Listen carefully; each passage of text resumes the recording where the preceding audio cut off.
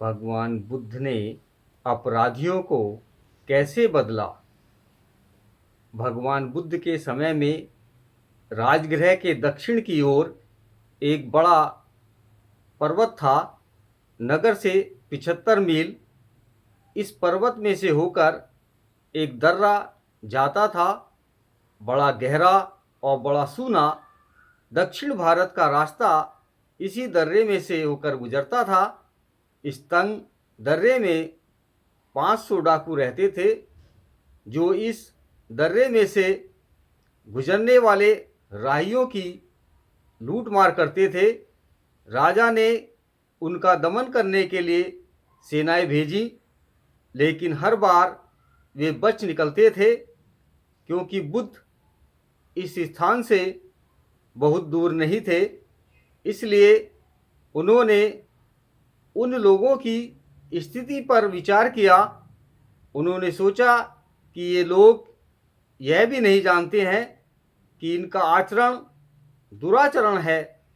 यद्यपि इन्हीं जैसे लोगों को शिक्षित करने के लिए मैंने जन्म धारण किया है, तब भी न तो इन लोगों ने मुझे देखा है और न मेरी सीख सुनी है। तथागत ने उनके पास पहुंचने का निश्चय किया। भगवान बुद्ध ने एक धनी घुड़सवार का रूप बनाया और एक अच्छे घोड़े पर सवार हुए। कंधे पर धनुष और तलवार थी। खुर्जी में सोना चांदी भरा था और घोड़े की लगाम आदि को कीमती जवाहरात जड़े थे। उस तंग दर्रे में प्रवेश करने पर घोड़ा जोर से हिनहिनाया।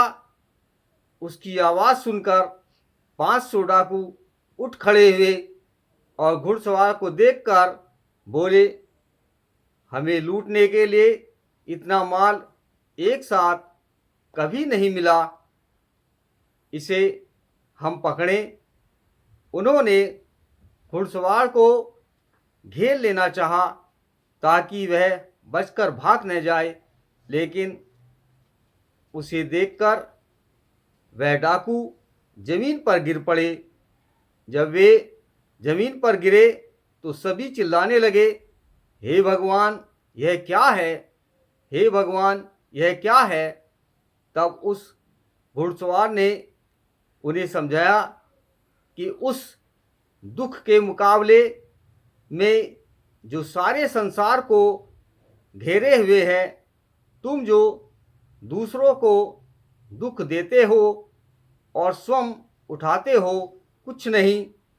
और इसी प्रकार अश्रद्धा और विचिकित्सा की चोट के सामने वह चोट जो स्वयं खाते हो और दूसरों को पहुंचाते हो, वह कुछ भी नहीं। धर्म देशना के प्रति पूरी एकाग्रता ही इन जख्मों को भर सकती है। मानसिक दुख के समान कोई जख्म नहीं, मूर्खता के समान कोई चुभने वाला तीर नहीं। धर्म शिक्षा ही इनकी चिकित्सा है। इसी से अंधों को आँख मिलती है और अज्ञानियों को ज्ञान मिलता है। आदमी इसी प्रकाश के पीछे पीछे चलते हैं। जैसे अंधों को आँख मिल गई हो, इससे अश्रद्धा का नाश होता है।